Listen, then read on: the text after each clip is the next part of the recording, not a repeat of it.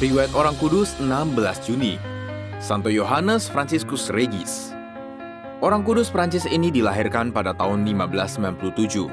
Ketika usianya 18 tahun, ia bergabung dengan Serikat Yesuit. Di seminari, kasih Yohanes kepada Tuhan dan panggilannya ditunjukkannya dengan cara ia berdoa. Ia juga bersemangat mengajar katekese di paroki-paroki selagi ia mampu. Setelah ditabiskan sebagai imam, Santo Yohanes Franciscus memulai karyanya sebagai seorang misionaris pengkhotbah. Ia menyampaikan khotbah-khotbah sederhana yang berasal dari hatinya. Teristimewa, ia berbicara kepada kaum miskin dan rakyat jelata. Yohanes melewatkan pagi hari dalam doa, melayani sakramen tobat, dan menyampaikan khotbah.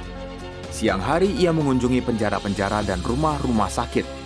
Kepada seorang yang mengatakan kepadanya bahwa para narapidana dan para perempuan tidak baik yang ia pertobatkan tidak akan bertahan lama menjadi orang baik.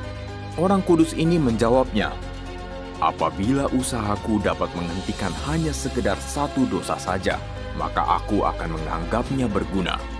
Santo Yohanes Franciscus menjelajah hingga ke paroki-paroki di pegunungan liar, bahkan di hari-hari yang dingin menggigit di musim dingin demi menyampaikan misinya. Kata seorang imam yang melihatnya, "Aku melihatnya berdiri sepanjang hari di atas tumpukan salju di puncak bukit.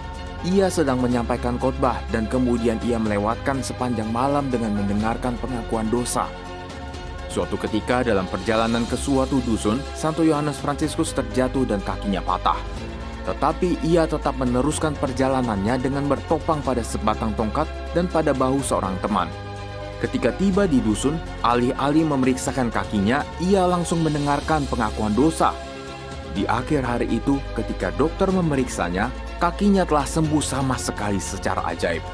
Santo Yohanes Franciscus Regis wafat di salah satu misi khotbahnya. Ia jatuh sakit kala tersesat pada malam hari di hutan.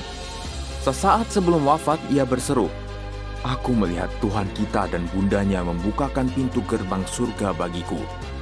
Ia wafat pada tanggal 31 Desember 1640. Pada tahun 1806, seorang peziarah menggabungkan diri dalam halayak ramai yang berdoa di tempat ziarah Santo Yohanes Franciscus Regis. Peziarah ini yakin bahwa dengan perantaraan santo inilah ia mendapatkan panggilannya menuju imamat. Pemuda ini kelak dikenal sebagai Santo Yohanes Maria Vianney, imam dari Ars.